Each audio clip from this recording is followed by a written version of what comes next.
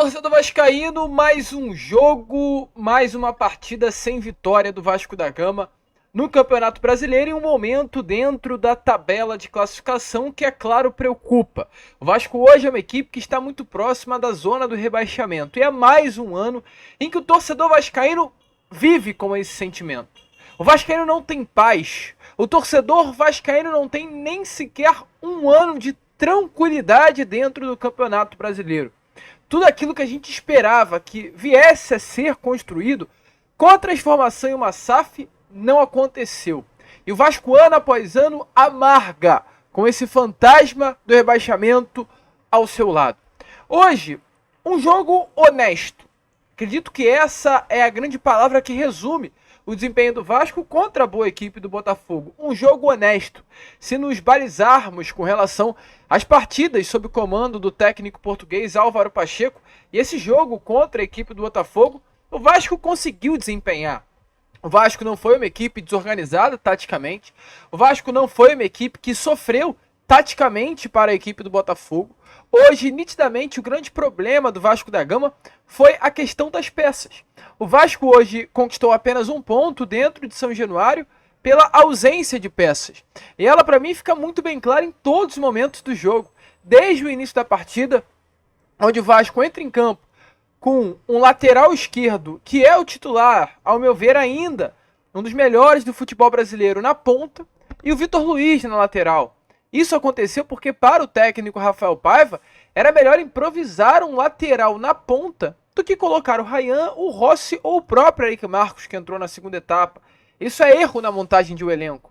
Um Vasco que novamente começa na zaga com o Maicon, um zagueiro que jogo após jogo está falhando vestir na camisa do Vasco. Falhou contra a equipe de São Paulo, falhou contra a equipe do Bahia, no meio da semana, falhou hoje de novo e vai chegar quarta-feira contra o Fortaleza, ele vai ser titular de novo, porque é uma equipe mal montada. O Vasco hoje tem Maicon, João Vitor e Léo, sendo as únicas opções para a zaga. Não tem como, não tem como. Um Vasco que iniciou o time titular com o JP, que é um cria, Hugo Moura, que mais uma vez foi muito mal, e o Estrela, que é outro cria. Então o Vasco, eu acho isso legal, tá? Mas é um Vasco que volta a depender da sua base para conseguir ter algum bom rendimento dentro das quatro linhas. E esse erro na montagem do elenco, né? E realmente é algo que eu fico revoltado, e acredito que todo torcedor vascaíno se torna ainda mais evidente a partir do momento que as substituições começam a acontecer. Olha as substituições do Botafogo. Sai o Tietê, entra o Júnior Santos, que hoje o Júnior Santos é um dos melhores atacantes do futebol brasileiro. Sai o Tiquinho, entra o Oscar Romero, um atleta que era cotado no Vasco ano passado, um pedido do técnico Ramon Dias, que estava no Boca na última temporada. Entra o Marlon Freitas, sai o Marlon Freitas, entra o Danilo Barbosa, jogador cria da base do Vasco, de Palmeiras, que era titular do Botafogo há dias atrás, um jogador que no Vasco é titular absoluto. Sai o Luiz Henrique, entra o Patrick de Paula. Então assim, essas são as substituições do Botafogo. Enquanto o Vasco, sai o Vitor Luiz e entra o Esforça. Sai o Gomori e sai o esquecido Eric Marcos, ressuscitado Eric Marcos. Sai o Paí e entra o Zé Gabriel. Sai o JP e entra o Ryan. Então as substituições evidenciam como esse elenco foi mal montado. Assim como o time titular também evidencia isso. E isso é culpa do Rafael Paiva? A gente vai culpar o Rafael Paiva pelo empate hoje? Não, meu amigo torcedor. A gente, é claro, queria que o Vasco da Gama fosse e destruísse o Botafogo hoje em São Januário. Esse é o nosso sentimento. Mas a gente às vezes tem que colocar um pouco a mão na consciência e também entender o cenário. Hoje, com o cenário, o empate contra o Botafogo, que começou a rodada na terceira colocação do Campeonato Brasileiro e é uma equipe muito forte, foi bom. Foi favorável. Meu grande medo, há 3, 4 rodadas atrás, quando eu vi o Vasco tomando de 6 para o Flamengo, tomando de 2 para o Palmeiras, empatando com o Cruzeiro sem criar e perdendo para o Juventude, a minha preocupação não era o São Paulo, não era o Bahia, era hoje o Botafogo. A minha preocupação quando o Vasco da Gama tinha Álvaro Pacheco sob o comando da equipe é o que o Vasco fará com aquela bagunça que o senhor Álvaro Pacheco fez na equipe do Vasco, enfrentando a equipe do Botafogo. A equipe do Botafogo é uma equipe de transição rápida, de jogadores velozes, habilidosos, uma equipe muito organizada taticamente, treinada pelo bom técnico Arthur Jorge, e que se pega um Vasco do Álvaro Pacheco ia passar o carro. Então hoje o Botafogo ele foi bem. Ao meu ver, o Botafogo foi até superior ao Vasco. Mas o Vasco conseguiu neutralizar muitas das tentativas, né, ofensivas do Botafogo através de uma boa posição tática montada pelo técnico Rafael Silva. Mas é importante a gente frisar, o Vasco hoje empata e deixa de ganhar, deixa de vencer a partida por conta da falta de jogadores no elenco. É urgente a necessidade de reforço em todos os setores. Todos os setores. E é muito louco até falar isso. Mas o Alex Teixeira talvez estivesse dentro do elenco do Vasco, hoje ele entraria contra a equipe do Botafogo. Por que não? Se o Vasco começou a partida com um lateral na ponta, talvez se o Alex Teixeira tivesse à disposição, ele seria titular hoje do Vasco da Gama. Você acha sinceramente que o Souza bem fisicamente não é melhor que o Hugo Moura? Não é titular no lugar do Hugo Moura? Meu amigo torcedor, é claro que é. E isso para mim só exemplifica a necessidade de reforços. Porque não era pra gente estar falando de Souza, não era pra gente estar falando de Alex Teixeira, era pra gente estar visando outros nomes, falando sobre outros nomes, mas temos que ser obrigados a falar sobre esses nomes porque o Vasco não tem jogador. Não tem. E precisa ir. A situação do Maicon é uma calamidade. Eu gostaria de entender, sinceramente, o porquê o Maicon está no time titular. É um jogador muito legal, um jogador líder nato desse elenco do Vasco, mas que com relação à bola no pé não tá maneiro. Não tá rolando, não tá funcionando. E aí o João Vitor, que é um atleta que atua pelo lado direito, é forçado a jogar do lado errado dele, invertido, porque ele não joga pelo lado direito, ele está jogando pelo lado esquerdo, porque o Maicon está ali. Meu amigo, me desculpe, mas hoje, ao meu ver, com o Vasco sofrendo tanto tendo o Maicon dentro das quatro linhas, hoje novamente um gol que sofre de escanteio numa jogada originando o escanteio, erro defensivo do Maicon, talvez seja melhor botar o Léo na esquerda, joga o João Vitor para a direita e deixa o Maicon no banco. Porque do jeito que o Maicon está jogando, não está dando, está atrapalhando o sistema defensivo do Vasco. Além disso também, é claro, né, foi o que eu falei. Lucas, então a culpa é do Paiva em colocar o Maicon? É claro que não. É claro que não. Rafael Paiva não tem culpa, não tem opção dentro do elenco do Vasco da Gama. E até a questão do próprio Paiva é uma incógnita. Porque será que vale a pena a permanência do Paiva? A gente no Fala Gigante trouxe até essa informação a você. Havia a expectativa de que, dependendo do resultado hoje contra a equipe do Botafogo, o Paiva viesse a ser efetivado como o mais novo técnico do Vasco. E eu não sei se depois desse desempenho o Paiva será ou não efetivado.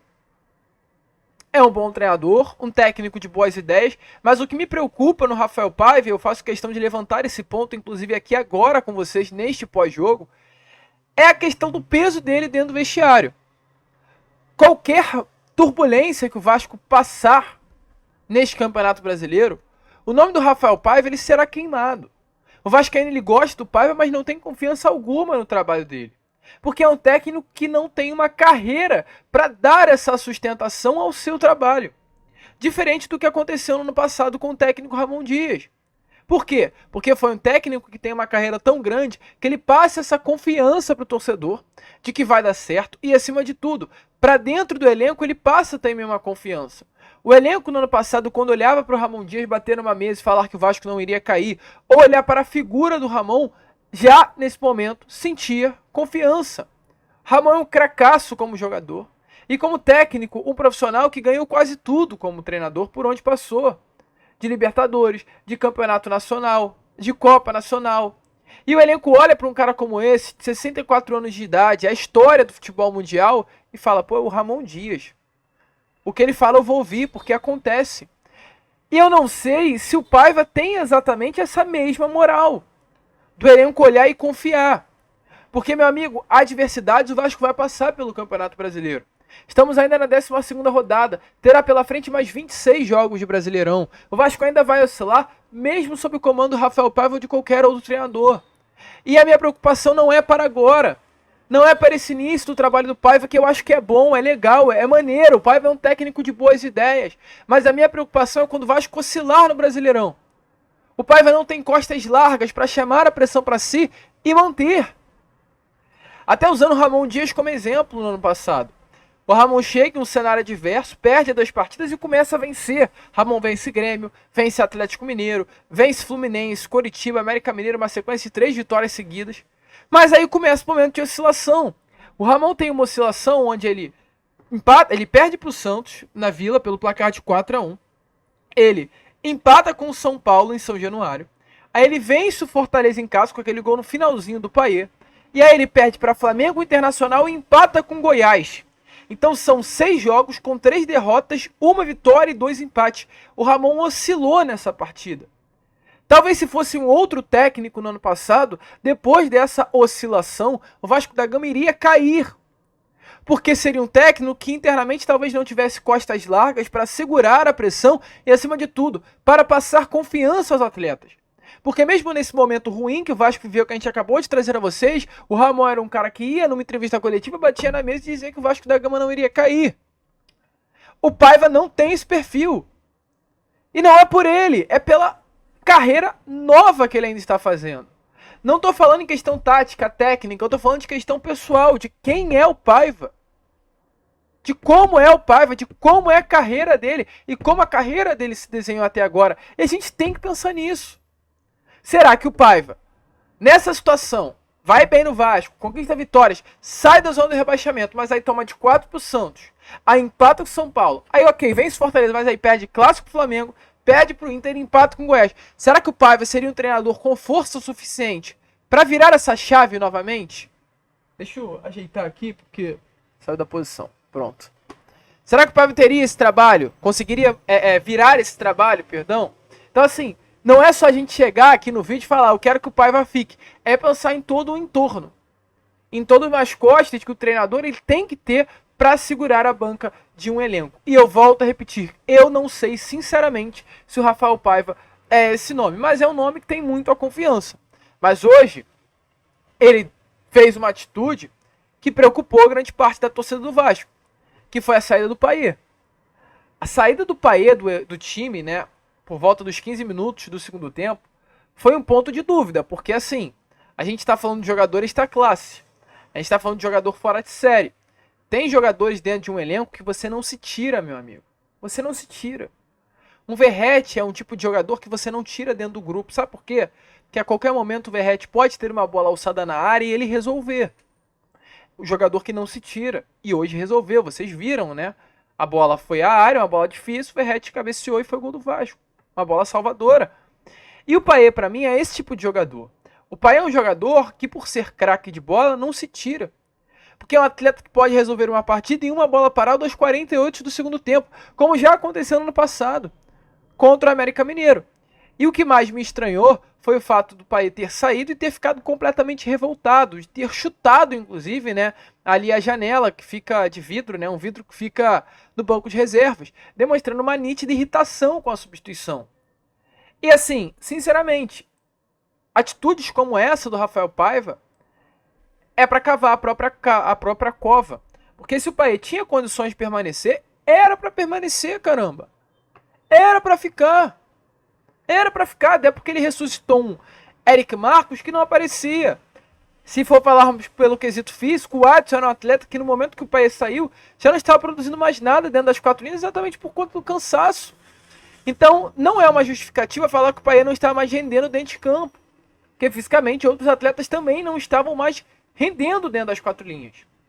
E é claro, o Paiva foi questionado durante a entrevista coletiva o que aconteceu, o porquê o Dimitri Payet teve que sair. E ele respondeu, isso daí. Boa noite. Payet é sempre um jogador, a gente sempre vai falar que é um jogador muito diferente, né? Tecnicamente, a inteligência de jogo, a experiência. A gente só não contava que o Estrela fosse sair tão no início do jogo, né? Então a ideia era o Payet entrar no segundo tempo, né? A gente ia colocar. E acabou que a circunstância do jogo que a gente não controla, a gente teve que colocar antes, né? E a gente quis correr zero risco de perdê-lo por qualquer situação. Então tinha uma minutagem lá interna que a gente já tinha programado, né? E a gente tirou para não correr nenhum risco. Tecnicamente, taticamente, o Payet desequilibra, estava muito bem, mas a gente precisa contar ele para as próximas rodadas porque ele faz muita diferença. Então, o torcedor vascaíno, como vocês viram aí, né, o Paiva, ele acaba dando uma justificativa, evidenciando que o motivo da saída de Payet teria sido por uma questão física, né?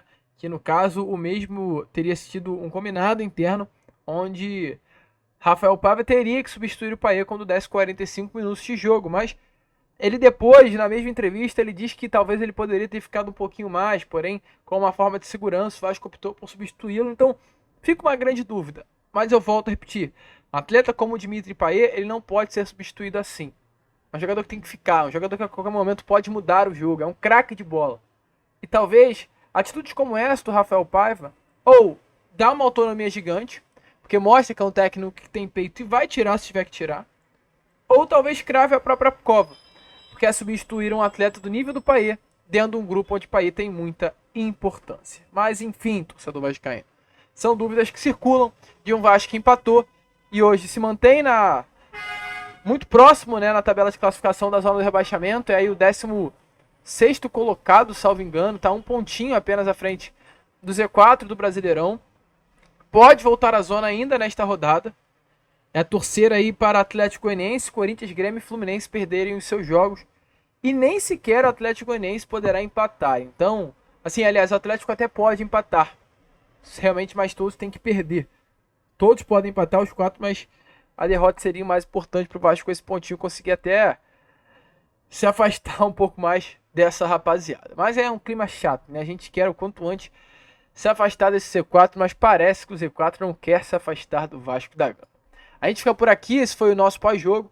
Já já, é claro, às 7 horas da manhã estaremos aí de volta com o nosso Acorda Vascão e contando muito com a presença de todos vocês. Vamos que vamos, se inscrevam, compartilhem e como sempre falamos aqui, saudações vascaínas.